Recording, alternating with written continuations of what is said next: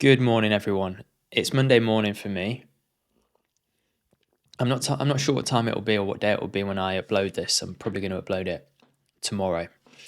But I'm feeling a little bit under the weather, and I was going to do a video and edit it and make it all flashy and cool. I don't tend to make flashy videos, but you know what I mean. Just tidy it up. But I thought, no, I'm going to do a nice raw one today, and this is going to be a really valuable video. And the crux of the video is ultimately about how to go deeper in meditation, and ultimately about how to progress spiritually speaking. And I know those terms, putting it like that, can sound a little bit ambiguous, but any progress that you want, any peace that you want, any mental clarity that you want to feel closer to your true nature, you want to realize who you are, you want to actually understand your purpose here. All of these will come about slowly but surely through what I'm going to speak to you about today. And to start off, I want to share a statement with you because I think this statement is incredible, and we'll dissect it a little bit and talk about it. So the statement is: one surrenders to oneself. Recognition that the divine is oneself is surrender. Surrender really means the realization that all is God. There is nobody who surrenders. There is nothing to be surrendered, nor is there anyone to accept the surrender. Everything is God. Pretty profound statement. And like a lot of spiritual conversations and ideas, it's all very paradoxical. I sometimes will make videos about being determined or putting an effort into your meditation, and naturally there'll always be people that comment and say, well, I thought meditation was about not trying. And it's like, well, it is, but it's also about effort. The two are needed. That's the whole paradox of meditation, is that there will always be an opposite to one particular principle. So effort is a really classic one. Like, people will either try too hard or they won't try enough. They won't have that inner motive that actually helps them to move forward. When the two come together, you find this beautiful mix, this beautiful balance that happens. But still, meditation isn't guaranteed. And this is, I'll get more into surrender in a second, but whilst this is on my mind, meditation is quite unique in the sense that sleep comes naturally to human beings. You don't need to teach a baby how to sleep. You don't need to teach anyone how to sleep. Sleep comes naturally. And even if we resist sleep, it will eventually catch up with us, and we have to. So sleep comes naturally to human beings. Meditation, on the other hand, and this is something that took me a little while to understand, does not come naturally. Meditation does not come naturally. Meditation, the state of meditation eventually comes naturally, but the actual evolution of ourself, the development of ourself to the point where we can reach higher and higher states of meditation, till we can actually get into a meditative state, that doesn't come naturally. There might be little moments here and there in someone's life where it kind of happens for whatever reason, generally a grace, but the actual deepening in meditation, the process of meditation, doesn't come naturally. It takes effort. But on the flip side of that, it also takes surrender. Surrender is a massive component of all spiritual progression, all progress within meditation. But don't let the idea of surrender allow you to push aside effort. Because when I talk about effort in meditation, in this work, I'm really talking about the actual motion of getting yourself to the place where you're meditating and actually making the time, committing to a practice, doing it in a conscious way, in a way where you're bringing your mind away from worldly activities and you're saying, no, I want to pursue this avenue. I want to take myself down here because I want to progress in this way. So that's really what I often mean when I talk about effort. When you're actually in the practice itself, you do have to be conscious of where the mind is. Otherwise, you just sit with your eyes closed and the mind hops around and runs around and does what it wants. And that in that way, you just sit there thinking, you're not meditating. Meditation happens when you direct the mind.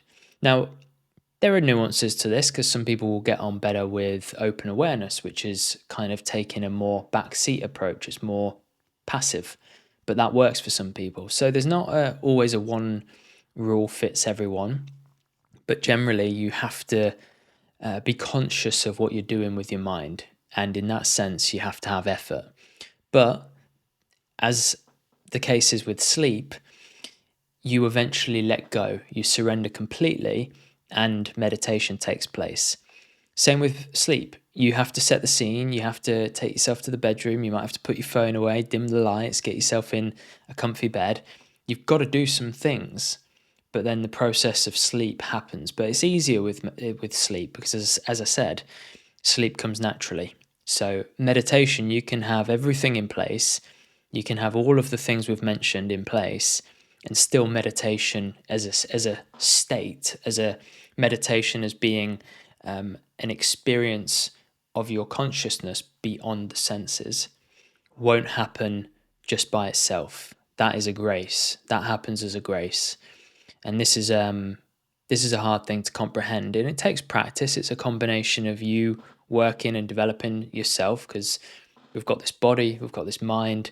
There's a lot of work that we can do within that to make meditation more of a reliable process, more of a consistent process. But as you will experience, and I'm sure many of you have, when you actually go into a deeper state of meditation, it happens in the same way that sleep happens. You don't manufacture it, you just set the environment up so that it's more likely to happen, and then it happens. And that is a grace when it happens. But moving on to surrender, I'm kind of going off track a little bit. I wanted to talk about this because, in terms of using this principle in meditation in life, it's very valuable. One surrenders to oneself. That's the first part of this statement. One surrenders to oneself. What does that mean? Well, a lot of my teaching obviously comes from my teacher Deus. It also comes from Mother Mira and others. And they speak a lot about prayer. They speak a lot about offer everything to the divine. Offer your food to the divine. Offer your drinks to the divine. Offer your problems, your experiences, your breath, everything. Offer everything. And a lot of people, and I was one of them, couldn't grapple with this idea because it just seemed ridiculous. And I think the first like rung on the ladder of trying to figure this out was like, why does the divine want my cup of tea? If everything is God, what value is there in me saying, please let me offer you my cup of tea? Speaking of which, what value is there in that? And the understanding that you eventually come to is that it's not about what you're offering. It's nothing to do with what you're offering. In the same way that a dog comes running over, happy to offer you a toy, and you happily take that toy because you're like, oh my God, they're giving me so much love and attention. It's such a beautiful thing to see. The divine, I'm sure, doesn't take it in exactly that same way, but hopefully you get what I'm getting at. You can see what I'm getting at, is that it's about the actual expression of love. You offering something with love. It's that gesture that's what's important. It's not what you're offering. So that's the first step.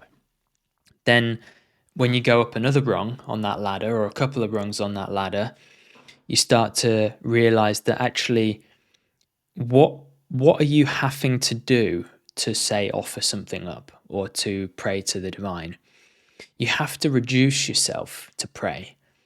You have to reduce your sense of ability to do something yourself, not in a way of like, I'm not confident, I'm not capable, because you still have to have that as well. This is again where the yin yang comes in.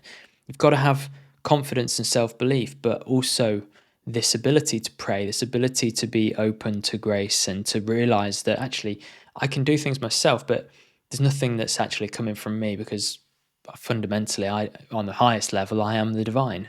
As a human being, which we'll get into, I don't really exist, but I do, and this is the whole paradox.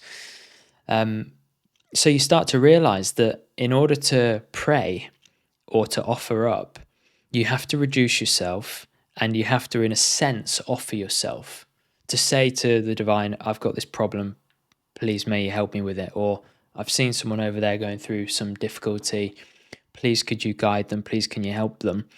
Well, it's easy to think that we're then speaking to this man in the clouds again, and we're putting God completely somewhere separate to ourselves and calling God, making God aware of something that he had no clue about. This omniscient, omnipresent God had no idea about this problem, but thank God I've just alerted him. Of course, that's a ridiculous, ridiculous truth, a ridiculous idea. It's not the truth. What we're really doing is we are burning ourselves up in the consumption of the divine, in the merging our mind over and over with the divine. We're losing ourselves every single time. We lose a bit of ourselves in a good way, in the way of like we're so wrapped up and programmed and conditioned to believe that we are this name, we are this form, we are a human being, we are this, we are that, and on a relative level, they're true.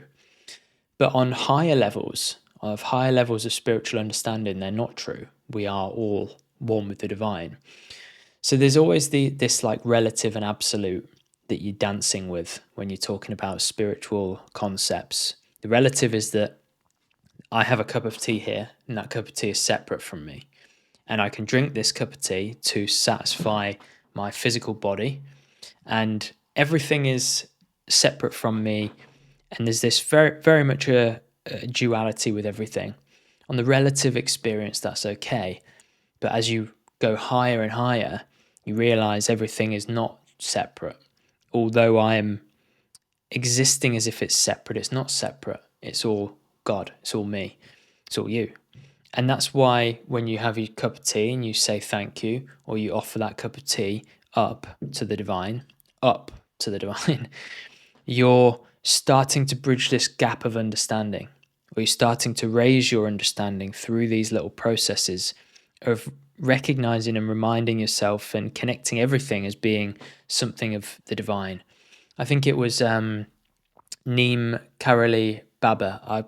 I'm sure I've not pronounced his name right, but it goes along those lines. And he said something to the effect of like, I see God everywhere and in everything, which is why I express, or something along the lines of like, I see everything as being sacred. It's not that at all, but I'll try and find the quote and put it below. It's basically along the lines of like, he sees everything as God, and because of that, he offers his respects to everything, something like that. I remember my teacher saying it once to my dad. He said, you look outside in the garden now and you see leaves, you see trees, you see grass, you see this, that, and the other. I look out into the garden and all I see is God. And all the difference is there is in consciousness. It's in spiritual realization. Is that from this level of consciousness where most people are at, is everything is separate and there's a big sense of duality. And with that, all the problems are on us then, because we're different to everything and everyone. But coming back to surrender, one surrenders to oneself. Recognition that the divine is oneself is surrender. Recognition that the divine is oneself is surrender. So prayer and these things, you can see and understand why they're such powerful tools, and why offering everything to the divine is a powerful tool, why remembering the divine is a powerful tool. We're seeking ourself. All of us are seeking ourself, and we use these different means of doing it, but ultimately it's ourself that we're looking for. And we're surrendering this idea, in a sense, this illusory idea that we are something different to that, to what, to everything. Surrender really means the realization that all is God. There is nobody who surrenders. There is nothing to be surrendered, nor is there anyone to accept the surrender. Everything is God. I think that kind of goes again to touch to the points that I've mentioned already. Everything is the divine, and from the very highest point of view, there's no one to surrender to. There's nothing to be surrendered or no one to accept the surrender. And from this point of view, as a human being, that can seem impossible to understand. But this is where meditation really comes into its own, because as you rise in consciousness in meditation, you have experiences that start to give you more proof.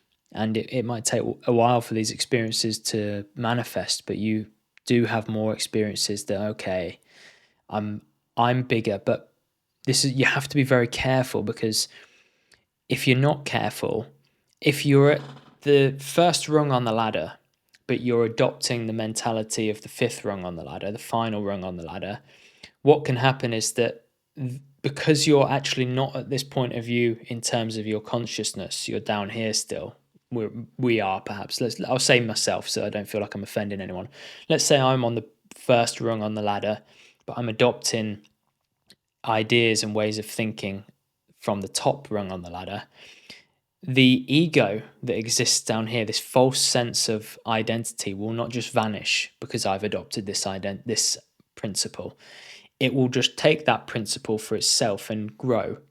So this is why adopting the idea of like I am God and saying I am God is a really dangerous thing to do in some ways. And it's why it's better to pray, to surrender, to offer to the divine, because what that does is it requires you to be humble. And in that humility, it stops the ego expanding. Whereas if you just take on these principles from the absolute perspective and you start walking around as if you're God and you're telling everyone you're God, and you've not raised your consciousness up to the point where that's actually more of your lived experience, then there's this discrepancy. So little moments of like reminding yourself, I am one with the divine, sitting in meditation, I am one with the divine, and actually using that terminology rather than saying I am God. It's definitely not recommended to ever say I am God, but it's healthy to say I am one with the divine, because that creates again a sense of humility.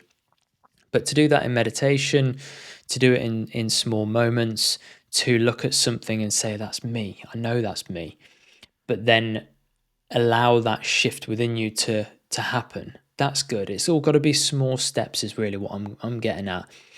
And I've seen it. I've seen it many times where people have a bit of an expansion in themselves, through whether it's through meditation or just random, and they start to take on this idea that they're some enlightened being or they're incredibly advanced. And you can just see anyone that's got the ego vision, let's say, you can just see that it's coming from the ego. It's not coming from a sense of purity. It's not coming from some lived, true, humble part of themselves. It's not coming from from a real sense of growth or experiential growth. It's coming from the ego. And this is something you have to really, really look out for.